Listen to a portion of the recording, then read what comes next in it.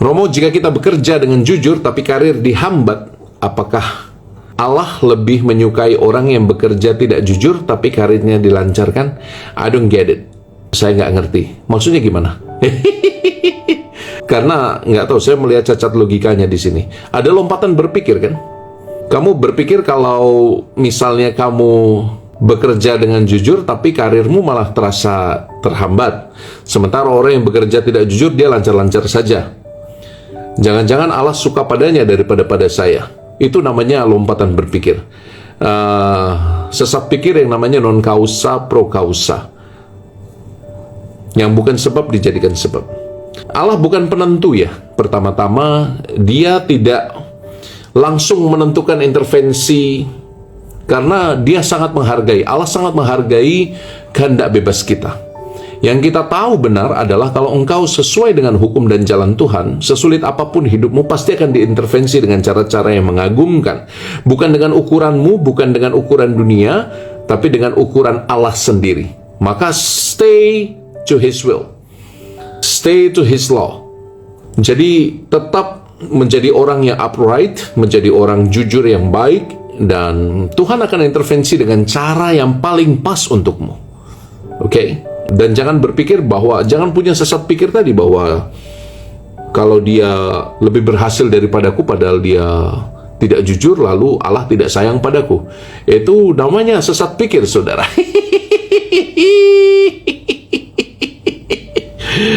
Aduh, kalau dia lebih kaya dariku, maka Allah lebih sayang pada dia, gitu ya. Jangan-jangan yang lebih kaya malah pelihara tuyul. Tuyul dan bayul. Oke, gunakan rasiomu. Romo, kenapa saya sulit berdoa dengan menutup mata? Orang-orang sering menegur karena saya tidak menutup mata saat berdoa. Kamu mau buka mata, kamu mau tutup mata, kamu mau buka setengah, asal hatimu terangkat pada Allah, it's fine, itu sudah doa. Romo, pacar aku galau mau S2. Yang galau sama-sama harus berkomunikasi. Kalau pacarmu ingin A, kamu ingin B, tolong dikomunikasikan dengan baik. Kalau salib patah, bagaimana Romo cara membuangnya? Cari sakrarium atau sumur suci, tanya pada Romo yang terdekat. Doa saya belum terkabul Romo selama belasan tahun. Boleh minta terus? Nggak boleh, tapi jangan menuntut. Romo, IQ-nya berapa? Hampir sama beratnya dengan berat saya. Sekarang saya nggak respect lagi dengan ortu yang juga nggak respect dengan saya. Oh ya? Kadang-kadang respect itu didapatkan kalau kita belajar mencintai dan mengampuni. Think about it. Romo, kalau anak saya umur 1 tahun suka lari-lari sampai depan altar, apakah boleh? Bukan boleh, nggak boleh. Tapi kita saling memadukan ya, antara membebaskan anak dengan menunjukkan hal-hal yang indah, kudus, dan mulia. Oke? Romo, gereja Katolik itu fatalis nggak sih ngikut ajaran tentang sengsara Yesus? Bagaimana? Semua ajaran cinta itu, kalau hanya ambil yang menyenangkan, kita jangan-jangan shopping aja. Sementara cinta itu pada realitas yang juga kita alami sehari-hari. Cinta itu juga ada luka. Cinta itu juga ada korban.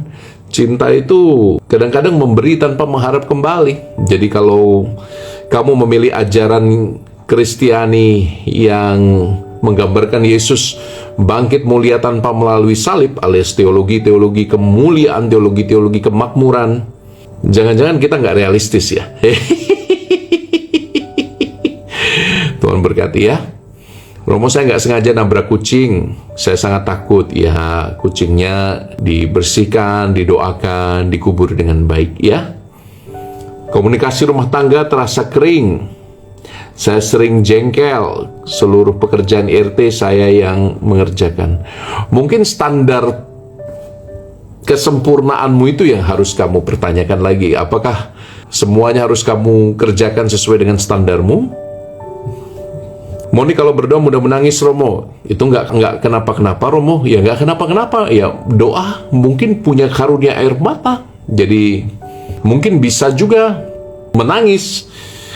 Yang penting tangisanmu tidak mengganggu tetanggamu yang juga sedang berdoa, oke? Karena kalau kamu menangisnya agak heboh lalu mengganggu, jangan-jangan kamu cari perhatian. Romo ketus amat ya. Oke. Bisa dijelaskan tentang konsep tiap orang punya salib yang harus dia pikul? Ya. Kamu pernah merasa menderita dalam hidupmu? Kalau nggak pernah merasa menderita, mungkin kamu harus cek. Jangan-jangan kamu nggak punya pusar. Jangan-jangan kamu lahir dari batu. Kalau orang punya pusar, biasanya akan merasakan penderitaan-penderitaan kecil. Dan itulah yang kita sebut salib dalam hidup kita. Oke? As simple as that. Romo, doa apa untuk kakak yang selalu bicara kasar dan membuat keluarga berantem terus? Orang yang bicara kasar harus kamu bilang, I love you. I love you. I bless you in Jesus' name. Saya mencintaimu. Saya menghargaimu. Engkau baik. Engkau berharga. Kadang-kadang kata-kata negatif kalau dibalas dengan negatif itu malah meledak kemana-mana. Bilang saja Tuhan sayang padamu. Tuhan sayang padamu. Senyum. Jangan jadi reaktif dengan situasi-situasi di sekelilingmu. Romo, saya mau tanya tentang doa sesudah komuni. Apakah dibolehkan?